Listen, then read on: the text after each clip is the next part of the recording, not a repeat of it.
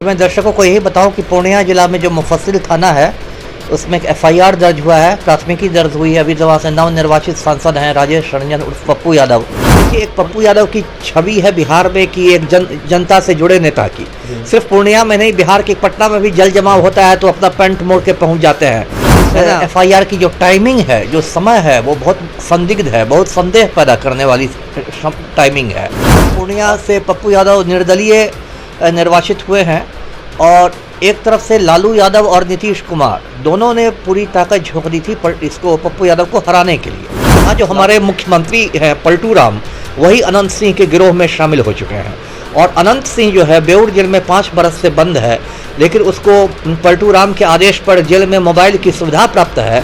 और पप्पू यादव पर देखिए एफआईआर दर्ज करवाया गया है पूर्णिया के मुफस्सिल थाना में, और ऐसे में आरोप यह लगाया गया है कि पप्पू यादव के द्वारा धमकी दी गई है एक व्यवसायिक, और जहां यह कहा गया है कि अगर तुम 1 करोड़ रुपया नहीं दोगे तो 5 साल तक तुमको परेशानी होगी, अगर तुम देते हो तो 5 साल चैन से तुम जी पाओगे। ऐसे हमारे साथ बात करने के लिए बिहार के पूर्व आईपीएस अमिताभ कुमार दास हैं, जुड़ेंगे, बात करेंगे। अमिताभ दास जी, कितनी सच्चाई है 1 करोड़ रुपए के रंगदारी के मामले को देखते हुए कहीं ना कहीं मुफस्सिल थाना में केस दर्ज करवाया गया है पप्पू यादव के खिलाफ। वर्तमान में अभी नए सांसद ही बने हैं पप्पू यादव, कैसे देख रहे हैं इस मामले को? ये मैं दर्शकों को यही बताऊं कि पूर्णिया जिला में जो मुफस्सिल थाना है उसमें एक एफआईआर दर्ज हुआ है, प्राथमिकी दर्ज हुई है। अभी वहाँ से नवनिर्वाचित सांसद हैं राजेश रंजन उर्फ पप्पू यादव, उनके विरुद्ध और एक फर्नीचर व्यवसायी का इल्ज़ाम है, आरोप है कि उससे 1 करोड़ रुपया मांगा गया। कहा गया कि यदि पूर्णिया में चैन से रहना है तो 1 करोड़ रुपया दो।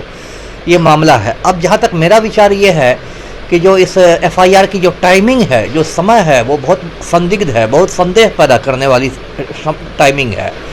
और देखिए, मैं बताऊं दर्शकों को, उनको मालूम भी होगा कि इस बार पूर्णिया से पप्पू यादव निर्दलीय निर्वाचित हुए हैं और एक तरफ से लालू यादव और नीतीश कुमार दोनों ने पूरी ताकत झोंक दी थी इसको पप्पू यादव को हराने के लिए।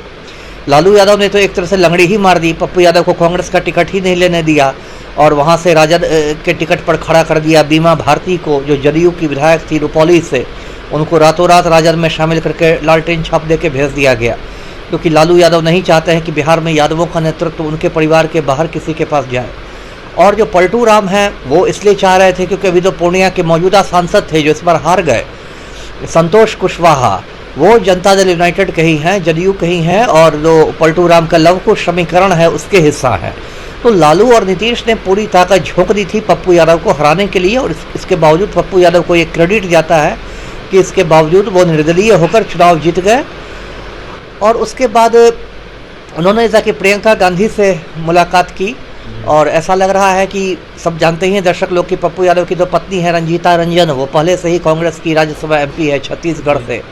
पप्पू यादव भी कांग्रेस में शामिल हुए ही थे, अपनी पार्टी जनाधिकार पार्टी का उन्होंने विलय कर दिया था कांग्रेस में, तो एक तरह से हम उनको कांग्रेस का ही सांसद मान के चल सकते हैं।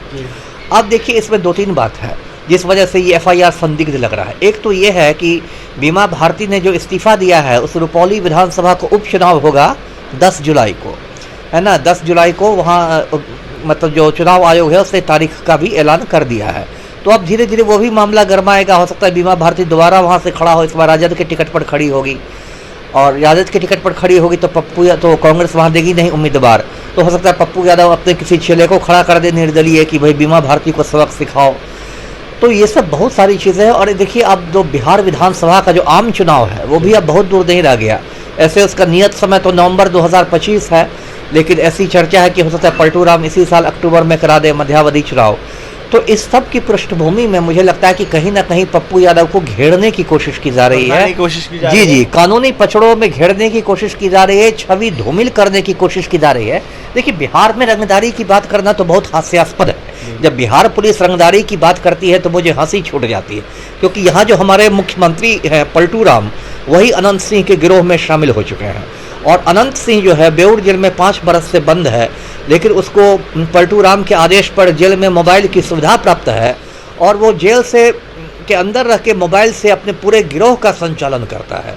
तो उसका जो भी रंगदारी वाला मामला है या जो भी है, उसका गिरोह जेल से संचालित कर रहा है। और न बिहार के पुलिस मुख्यालय में औकात है, ना बिहार के गृह विभाग में औकात है कि वो अनंत सिंह को बेऊर जेल पटना से तिहाड़ जेल दिल्ली भेजवा दे। अमिताभ दास जी। जी, सवाल ये उठ रहा है कि जिस तरीके से पप्पू यादव ने कल खंडन किया, जहां पर उन्होंने कहा है कि मैं पैसा खुद बांटता हूं लोगों को, मैं किसी से रंगदारी क्यों मांगूंगा। भावुक भी नजर आ रहे थे, रोते हुए वीडियो भी आया दिल्ली से, जिस तरीके से पटना लौटे हैं, मीडिया कर्मियों से बात करते हुए उनका वीडियो देखने को मिला। नहीं वही बात है। देखिए पप्पू यादव, मैं कोई पप्पू यादव का कोई ये नहीं हूँ कि उनका मैं कोई प्रवक्ता हूँ, लेकिन देखिए एक पप्पू यादव की छवि है बिहार में कि एक जनता से जुड़े नेता की। सिर्फ पूर्णिया में नहीं, बिहार के पटना में भी जल जमाव होता है तो अपना पैंट मोड़ के पहुंच जाते हैं, है ना, पानी में पहुंच जाते हैं उछलते कूदते, और हम गरीबों की मदद भी कर देते हैं। तो एक तरह से उन्होंने अपनी छवि बनाई है, जो मतलब जन सरोकार वाली छवि बनाई है कि हवाई नेता नहीं है, लोगों का सुख दुख बांटते रहते हैं, पहुंच जाते हैं। तो ये तो उनके साथ प्लस पॉइंट है ही, चाहे उनके विरोधी कुछ भी कहे। और ये बात भी सही है कि इस तरह से तुरंत चुनाव जीते और तुरंत उन्होंने किसी से रंगदारी मांग दी 1 करोड़ की, ये कुछ तो मुझे हजम नहीं होती। तो किस साथ होता मैं ना लगता है जी। जाने से पहले अमिताभ दास क्या कहेंगे? जाने के पहले ये कहूँगा बिहार पुलिस के जांबाज अधिकारियों से कि यदि इतना ज़्यादा जांबाज बन गए हैं तो कभी अनंत सिंह के खिलाफ भी एक्शन ले लें। पप्पू यादव के खिलाफ FIR किया, ठीक है, हो सकता है उसको गिरफ्तार भी कर ले, चार्जशीट भी कर दें राजनीतिक दबाव में, लेकिन यदि इतने जांबाज हैं तो कभी अनंत सिंह के खिलाफ भी एक्शन ले लें, अनंत सिंह को भी तिहाड़ जेल की सैर करा दें।